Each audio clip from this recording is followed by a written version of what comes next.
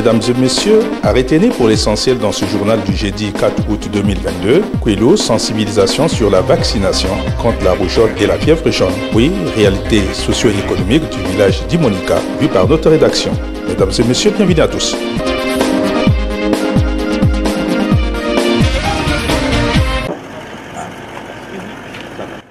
Prélude au lancement de la campagne nationale de vaccination contre la rougeole, la fièvre jaune et la supplémentation en vitamine A par le Premier ministre chef du gouvernement le samedi prochain à Brazzaville, le préfet du département du Kouilou, Paul-Adam Dibouilou, a sensibilisé ce jeudi 4 août 2022 les populations placées sous sa tutelle de l'importance de cette campagne. Cadre choisi pour cette sensibilisation, l'hôpital de référence de Madingokai, dans la sous-préfecture portant le même nom.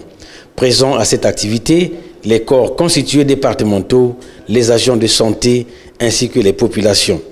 Paul-Adam Dibouilou a dans son message sollicité l'implication des chefs de famille pour la réussite de cette mission régalienne. En marge de cette sensibilisation, l'OMS a disposé d'une ambulance au district sanitaire de Madingokai Nzambi. Pour la matérialisation de cette donation, le préfet du Kouilou a remis officiellement les contacts de l'ambulance à la directrice départementale de la santé du Kouilou, Dr Chantal Portela. Et on vous demande d'en prendre soin, le plus grand soin, Madame la Début. Tout à vous remercier. Merci, Monsieur le Préfet. Laquelle a fait le même geste à l'endroit du docteur Pierre Odé Moukoko, médecin-chef du district sanitaire bénéficiaire. Paul-Adam Dibouilou revient sur les deux volets de cette cérémonie. Le premier chef de gouvernement va procéder le samedi 6 août au lancement de la campagne de vaccination contre la fièvre jaune et la rougeole. C'est tellement important pour notre pays que de pouvoir endiguer ces pandémies-là vis-à-vis des populations.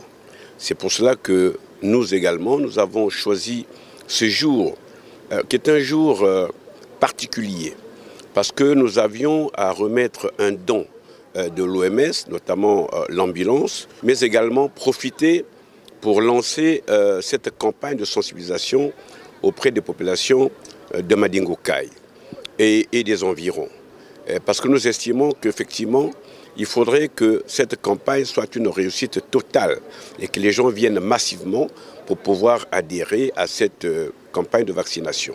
Ici également, aujourd'hui, donc, de remercier naturellement tous les partenaires du système des Nations Unies, en l'occurrence l'OMS et l'UNICEF, qui appuient sans désemparer le gouvernement de la République.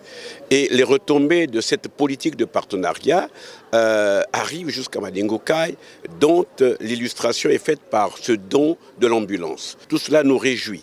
Et comme vous le savez, les partenaires du système des Nations Unies, que je viens de citer, ont beaucoup fait pour Madingokai et n'arrêtent de faire parce que, en dépit effectivement du don de l'ambulance que nous venons de recevoir, il y a eu également un appui en matériel sanitaire, mais également des équipements.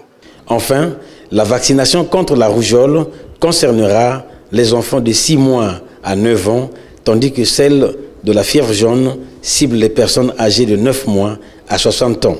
Ceci pour contrer les épidémies des deux maladies indiquées dans le pays.